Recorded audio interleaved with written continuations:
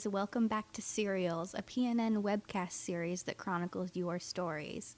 Today we're talking to the super cool Marie the Bee. She's the founder and owner of a really neat company called The Sampler. And here is her story. Hi, I'm Marie Kerr. I'm the founder of The Sampler, home of thesampler.com. The Sampler is a little marketing project we have that promotes independent crafters, designers, artists, small businesses. Basically, if you have a small independent business and you have samples that represent your work, you can send them in to us. We'll photograph them, promote them through the website, in our Samplergram emails, which are also posted on Adorn magazine now, woohoo! And everywhere we can, then send them out to different subscribers, contributors who are other small businesses, and members of the media all over the world. You can subscribe once a month through our website, and when I say subscribe, I mean you can purchase 1 month of the Sampler when they become available, and you can also contribute to the Sampler by sending in samples from your business, and all contributors receive a Sampler in return for their contribution. Well, it happened about 3 years ago. I'm a crafter myself, and at the time I had my own small business, like a store, a brick-and-mortar store on Telegraph Avenue in Berkeley, but I also had a web shop, and it seemed to me that when people were coming into the store and could see in person the items that I was creating, they were more likely to purchase them. But with the web shop, it didn't matter how well you photographed it or how well you described it, you didn't really get the same tactile experience you would get in the shop. And what I wanted to do was find a way of recreating that experience for potential customers. And so I got a bunch of my friends together who also had web-based businesses, and I said, hey, if we have samples, even if it's just stuff left over from a craft fair you might have done, let's pool them all together and then send them out to people to try to get more business for ourselves. And I think within a month of my just talking to my friends about it, we launched in September of 2004. And since then, we've been growing.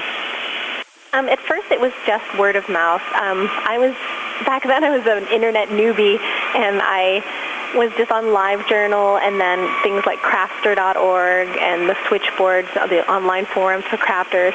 And it was just by talking to people about what it was we did and from people's own experiences with participating in the Sampler that we grew. You know, people enjoyed seeing other people's work and also promoting themselves through the Sampler. And we didn't take out any advertising at all for the first few months. And I think we doubled in size every single month for the first year. Well, hopefully it benefits artists by making more people aware of them. The internet is a big, big place, and it's really hard to find the things you want, even though we have things like Google and all sorts of forums and searches. If you are interested in independent artists, crafters, designers, you can go to the Sampler and you can see monthly hundreds of different people and what they do, like actual physical examples of what it is they do. And I think there's just no substitute for that, like giving your product to someone, showing them what it is you make, how it is you create it, because pictures and descriptions can only go so far. And so what we try to do is promote artists to as many people all over the world as possible. Some of the contributors started making samples just to contribute to the Sampler and then ended up having businesses as a result because they just enjoyed making things so much and wanted to subsidize their creative activities, I guess. The challenges that we face are the regular business challenges that all small businesses face. Especially for me, I don't have any background in business at all.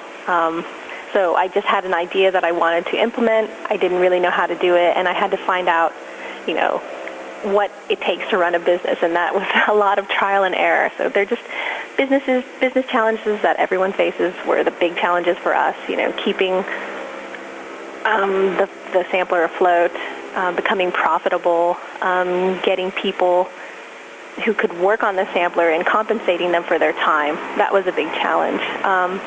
That's the business side, and then of course there's the artistic side that, there are challenges that any artist might face, that people might not understand what it is we're doing or what we're trying to achieve, and that's sort of a personal challenge, and it's a little disheartening at times.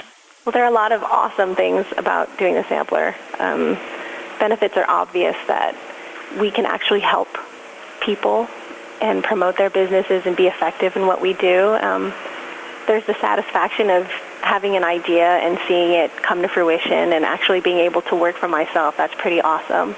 And employing some of my friends now who also love crafts and love artists and love promoting them, that's incredibly satisfying. And there are just so many things that are awesome about what we do that far outweigh any sort of troubles we've ever had. And I try to focus on the positives whenever I think about my business. It's not so bad. It's actually pretty fun. I get to see what everyone's going to get and where it's going, and that's pretty exciting. I actually start working as soon as I wake up, which is a horrible thing, I know, but I wake up and I open my laptop and I answer email for about 2 hours. And then I get dressed and I go to the office where I answer email for about another hour. And then it just depends on what time of the month it is, because we're always doing something new.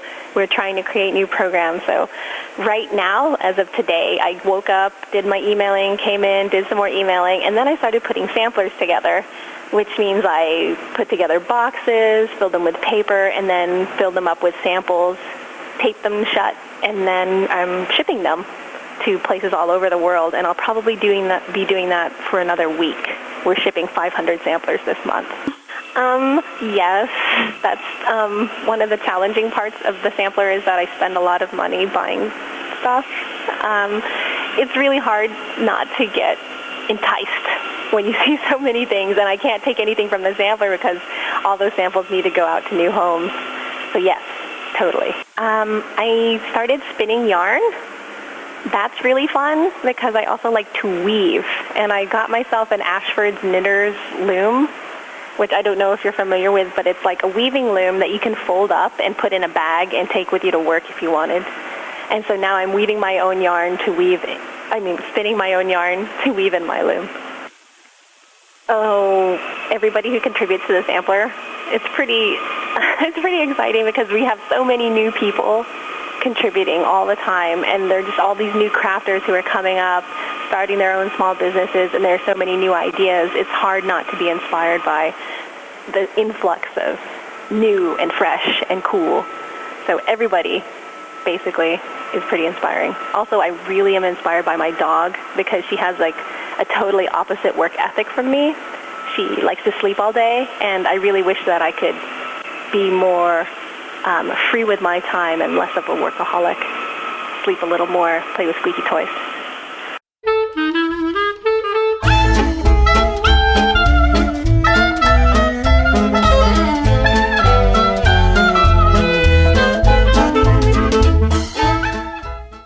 See, I told you guys Marie was super cool.